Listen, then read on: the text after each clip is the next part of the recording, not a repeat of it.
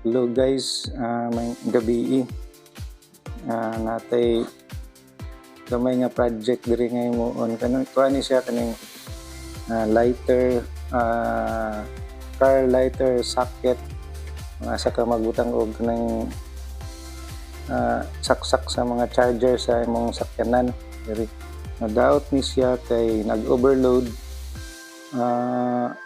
naputol ang kaning iyahang murag thermal link kani siya gamay kayo.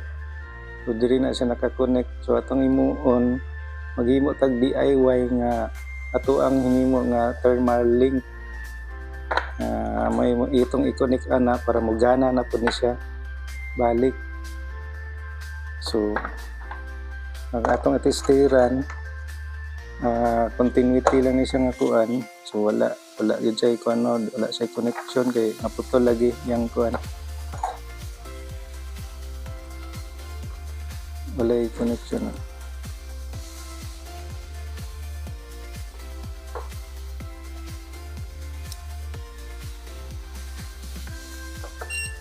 So na diri wala, diri siya na diri wala. So muna itong himuan og nakanindot aning atong suhiron ning thermal link kay safety para safety pod sa imuhang sakyanan. Kay kung ato man guni siyang i-direct gamitan nato kanang mga wire, posible nga mag-overheat o mag-overload, overheat. So malanay ni siya or something masunog sa imong sakyanan. So atong himuon kaning DIY nato nga thermal link, kuha rin siya diri ra nga nagkuha sa kaning soldering lead nga 1.0. Dako ni siya nga soldering lead. Ug kung init na kayo siya, kung mainit na kayo, kung mag-overload, mulanay na siya, muputol na ni siya sama sa aning iyang original na putol mo ni kay mag-overload. So safety ang imuhang gadget nga ibang saksak diri sa socket sa lighter sa sakyanan, charging kuan socket, ug ang imong mismong sakyanan safety pod.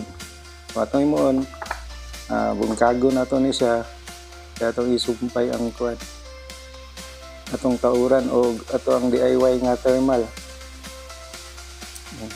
Pwede na ni fast forward no.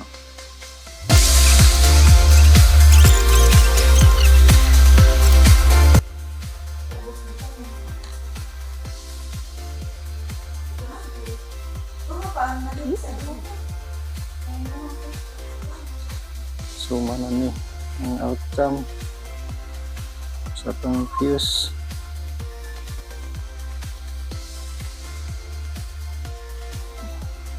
Na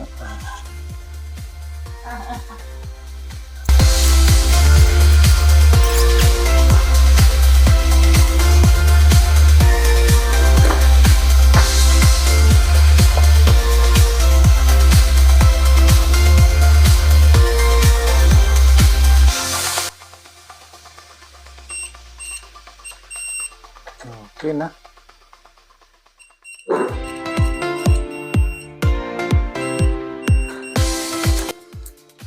Okay.